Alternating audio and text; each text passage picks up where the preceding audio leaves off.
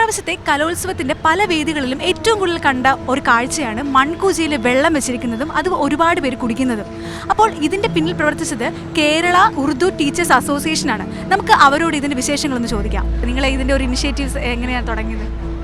62ാമത് Kerala school കലോത്സവം കൊല്ലത്ത് നടക്കുന്ന സമയത്ത് ഇവിടെ എത്തുന്ന എല്ലാവർക്കും ശുദ്ധമായ കുടിവെള്ളം നൽകുക എന്നുള്ള ഒരു പദ്ധതിയാണ് തണ്ണീർ പൂജ എന്നുള്ള പദ്ധതി. ഇത് കേരള ഉറുദു ടീച്ചേഴ്സ് അസോസിയേഷനാണ് ഈ കമ്മിറ്റി, വെൽഫെയർ കമ്മിറ്റി ഏറ്റെടുത്തിരിക്കുന്നത്. കഴിഞ്ഞ വർഷം കോഴിക്കോട് നടന്ന സമയത്തും ഉറുദു ടീച്ചേഴ്സ് തന്നെയായിരുന്നു ഇത് ഏറ്റെടുത്തിരുന്നത്. വളരെ നല്ല രൂപത്തിൽ ജനങ്ങൾക്ക് ശുദ്ധമായൊരു കുടിവെള്ളം നല്ല ഒരു നാച്ചുറലായിട്ടുള്ള തണുപ്പിൽ കൊടുക്കാൻ പറ്റുന്നു.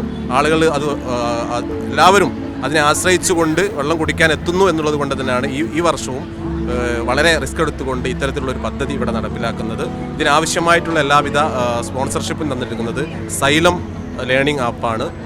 അതുപോലെ തന്നെ ഈ നമ്മുടെ മത്സരാർത്ഥികൾക്കും ഇവിടെ എത്തുന്ന പൊതുജനങ്ങൾക്കും കൊടുക്കുന്നതോടൊപ്പം തന്നെ ജഡ്ജസിന് മണ്ണിൻ്റെ ജഗ്ഗിലാണ് ഞങ്ങൾ വെള്ളം കൊടുക്കുന്നത്. അതിന് കുടിക്കാൻ ഉപയോഗിക്കുന്നത് ഗ്ലാസ് അത് സൂറത്തിൽ നിന്നാണ് വരുത്തിയിരിക്കുന്നത്. ജഗ്ഗുകളൊക്കെ പാലക്കാട് മൺകുറിശി ഇതിൻ്റെ നിർമ്മാണ യൂണിറ്റാണ്. 40ഓളം നിർമ്മാണ യൂണിറ്റുകളുണ്ട് അവിടെ നേരിട്ട് പോയി ക്വാളിറ്റി ഉറപ്പ് വരുത്തിയിട്ടുള്ള മൺകൂജകളും ജഗ്ഗുകളും ഗ്ലാസുകളൊക്കെയാണ് ഇവിടെ എത്തിച്ചിരിക്കുന്നത്. ഏതായിരുന്നാലും 5 ദിവസത്തെ ഈ പ്രോഗ്രാമിൽ ഇവിടെ എത്തുന്ന എല്ലാവർക്കും ക്ഷീണമകറ്റാനുള്ള ഒരു പദ്ധതിയായിട്ട് ഈ തണ്ണീർ പൂജ മാറും എന്നുള്ളത് ഞങ്ങൾക്ക് ഉറപ്പാണ്.